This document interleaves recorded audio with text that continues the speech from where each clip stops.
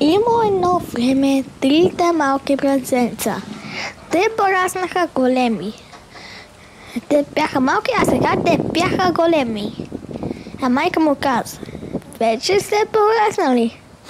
Значи вие трябва да оцеляваме в твоя късмет, каза майка му. И като прасенцата тръгнаха, те са почнали да купят неща. Първото прасенце купило слама. Иска да прави къща от слама. Второто прасенце иска да купи пръчки. Иска да направи пръчки. А третото прасенце тухли.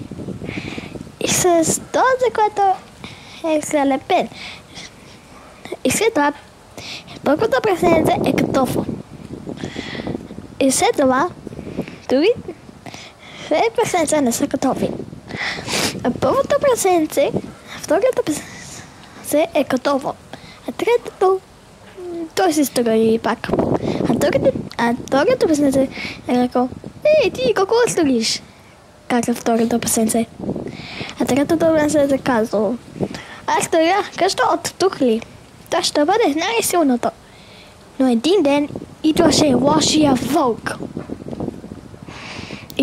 И всички прасенца, третото прасенце е готов. И отивало вътре. Първото и второто отивали при къщите. Вълкът чукнал на вратата: пусни ме, прасенце! Искам! Сниме, прасенце! Първото прасенце казал: не, няма! Аз няма да те пусна. Ще тухна и ще съпа къщата. Така ще каза вълкът. А след това той на първото прасенце казва: направи, моята къща е по-силна. А вълкът тухнало. След това къщата на първото прасенце се заборила. А първото прасенце дъргалото до къщата на второто прасенце.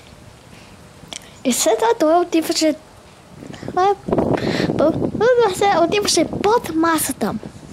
Какво правиш, прасенце? Каза второто. А първото казало зра, плашено: има вълк, ще не изяде. А второто прасенце бързо клюкнало във вратата.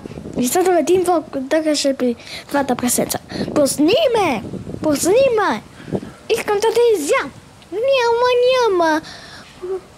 Няма, казва прасенцето. А вълка казва страхливо: ще те духна! И след това ще хапа къщата. А второто прасенце казва: моята къща е по-силна. Не прави това. А вълка духнал силно. И след това второто прасенце видял, че няма поклив, няма стена. И след това двете прасенца отивали до третата къща. И след това третото прасенце казало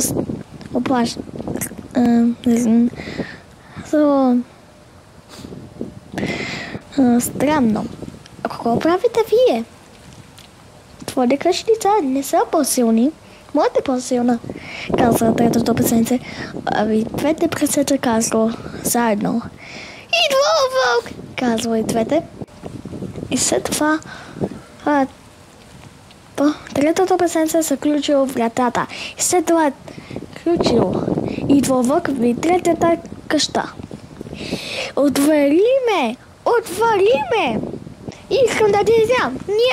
Няма да ми изядеш. Ще те духна и ще те тухна. Няма да те тухнеш моята къща. Моята къща е по-силна.